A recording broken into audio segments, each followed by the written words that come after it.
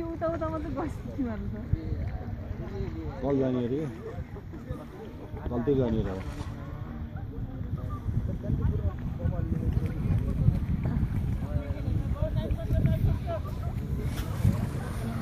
ओए